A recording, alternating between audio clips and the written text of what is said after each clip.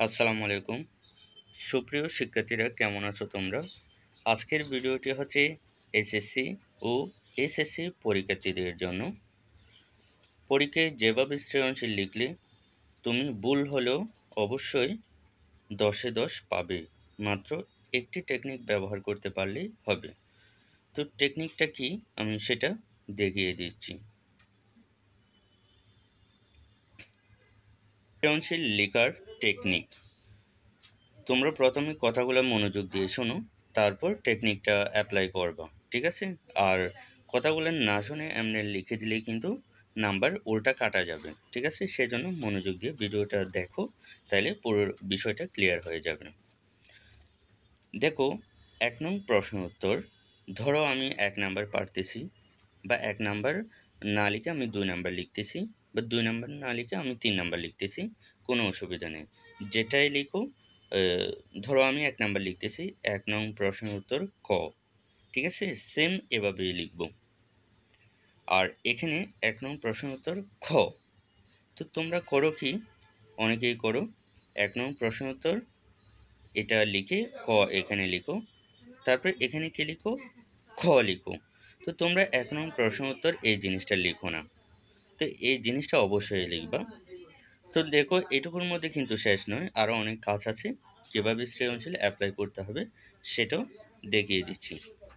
দেখো, তোমরা এখানে ক এর প্রশ্নটা সুন্দর করে লিখবা।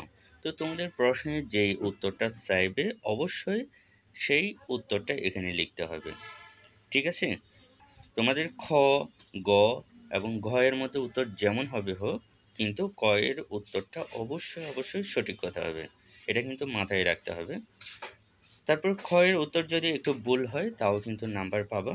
তো সেটা কিভাবে দেখো, তো তোমরা ক এর উত্তর লেখার পরে এই যে ঠিক মাঝখানে এসে তোমরা খাতার মাঝখানে এসে কী করবা, 1 নং প্রশ্নের উত্তর খ এভাবেই লিখবা। তো অনেকেই কী করে, এখান থেকে লেখা শুরু করে। তো তোমরা এখান থেকে বরাবর এখান থেকে লেখা শুরু করবে না। তোমরা একটু 2-3 লাইন ফাঁক রেখে এই যে মাঝামাঝিতে এসে, খাতার মাঝামাঝিতে এসে দেন এই যে 1 নং প্রশ্নের উত্তর খ এভাবেই লিখবা, ঠিক আছে? আর চাইলে তোমরা এখানে নীল কালার ইউজ করতে পারো। নীল কালারের কলম দিয়ে তোমরা 1 নং প্রশ্ন উত্তর ক, 1 নং প্রশ্ন উত্তর খ এভাবেই কিন্তু লিখতে পারো। আবার অনেক টিচার আছে মানে এটা কিন্তু লিখলে হয় না, এটা কিন্তু বলে। তো এটা কিন্তু সঠিক না। তোমরা কালার পেন, নীল কালারটা শুধু এক্ষেত্রে ব্যবহার করতে পারো। এই যে 1 নং প্রশ্নের উত্তর, 2 নং প্রশ্নের উত্তর এটা লেখার ক্ষেত্রে ব্যবহার করতে পারো। এতে সৌন্দর্য আরও বৃদ্ধি হবে। সৌন্দর্য কমবে না এবং নাম্বারও কমবে না, ঠিক আছে? এটা শিওর থাকো। তো তোমরা 1 নং প্রশ্নের উত্তর খ এখানে কিভাবে লিখবে, উত্তরগুলো কিভাবে লিখবে দেখো, যদি একটু উত্তর এদিক ওদিক হয় তাও কিন্তু নাম্বার পাবা। তো এখানে তোমাদের প্রশ্নের মধ্যে যেটি চাইছে তোমরা সেই উত্তরটা এখানেই মূল জিনিসটা এখানে লিখবা, ঠিক আছে? তো ধরো এখানে আমি একটা জিনিস লিখলাম, পরীক্ষার সময় সবচেয়ে বড় চ্যালেঞ্জ সঠিক উত্তর দিতে পারো।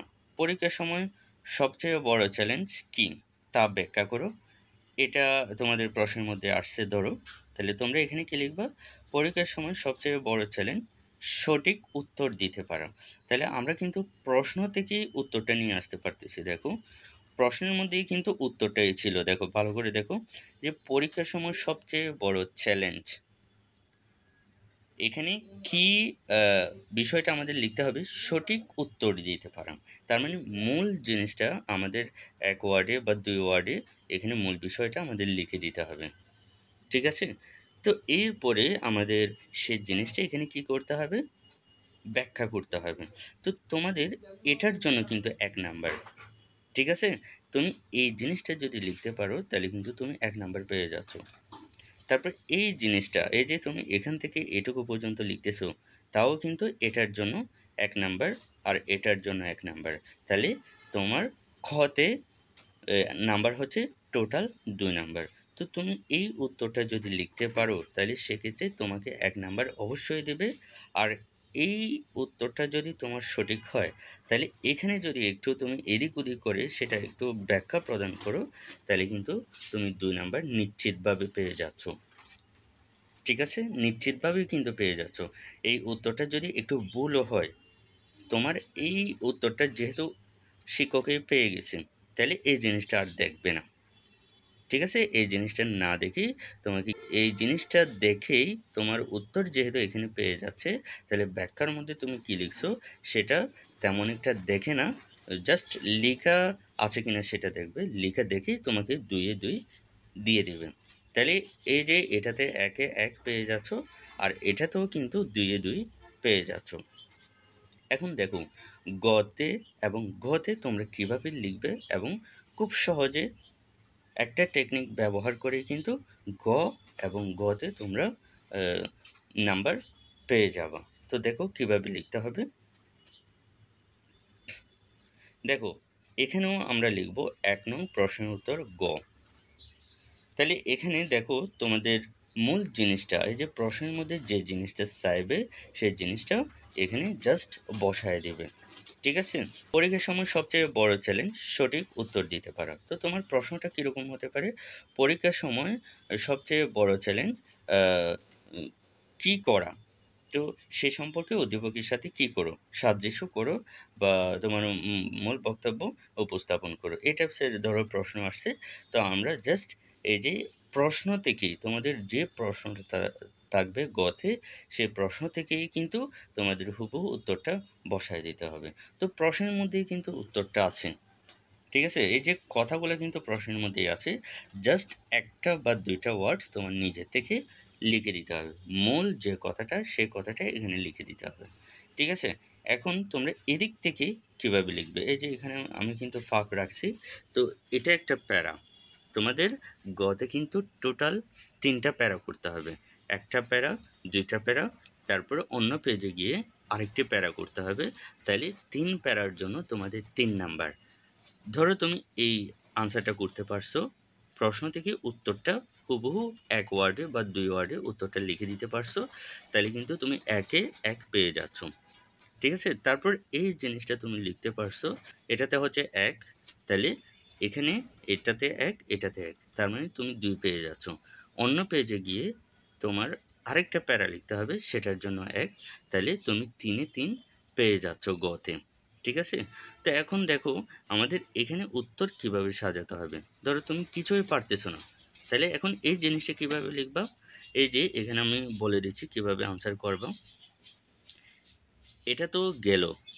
১ লাইন ফাঁক রেখে তোমরা এখান থেকে লিখা শুরু করবা। এখানে লিখবা উদ্দীপকে বর্ণিত আছে যে। ঠিক আছে? উদ্দীপকে বর্ণিত আছে যে, এই কথাটা তোমরা প্রত্যেক সৃজনশীলের ক্ষেত্রে লিখতে পারবা এই প্যারার মধ্যে।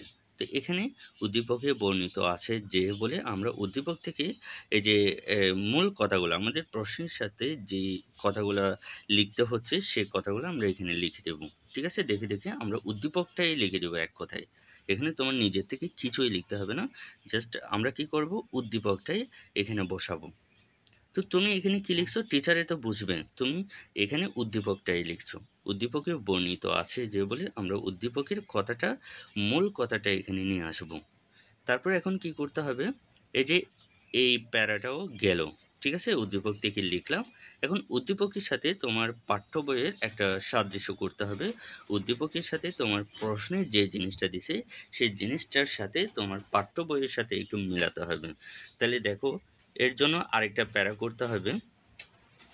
এই যে এই প্যারার মধ্যে তোমাদের উদ্দীপকের সাথে তোমাদের পাঠ্য বইয়ের সাদৃশ্য দেখাতে হবে। তো তোমরা উদ্দীপকের সাথে পাঠ্য বইয়ের এই সাদৃশ্য মিল খুঁজে পায় বলে তোমরা পাঠ্য বইয়ে যে জিনিসটা আ পাঠ্য বই থেকে যে জিনিসটা তোমাদের মূল জিনিস, সেই জিনিসটা এখানে তুলে ধরবা। তো এখানে মেইন জিনিসটা তোমার লিখতে হচ্ছে কোথায়? এই জিনিসটার মধ্যে, ৩য় প্যারার মধ্যে। ঠিক আছে? তাহলে ১ম প্যারা মূল কথাটা এই যে ১ ওয়ার্ডে ২ ওয়ার্ডে লিখবা। তারপরে ২য় প্যারার মধ্যে উদ্দীপকটা লিখবা। আর ৩য় প্যারার মধ্যে এসে তোমাদের উদ্দীপকের সাথে পাঠ্য বইয়ের কী করতে হবে? সাদৃশ্য দেখাতে হবে। তাইলে এটা হচ্ছে তোমার গ এর উত্তর। ঠিক আছে? তারপর ঘ এর উত্তর আমরা কিভাবে লিখব দেখো। এই যে ঘ, ১ নং প্রশ্নের উত্তর ঘ। তাইলে অনেকেই কিন্তু প্রশ্ন করে আমরা কি ১ নং প্রশ্নের উত্তর এটা কি লিখে, লিখে থাকবো? হ্যাঁ, তোমরা চারটা যে প্রশ্ন, এই যে ক, খ, গ, গ, প্রত্যেকবারেই কিন্তু ঠিক এভাবেই কিন্তু তোমরা 1 নম্বর প্রশ্ন উত্তর ঘ, ঠিক আছে, এভাবেই লিখে দেবা।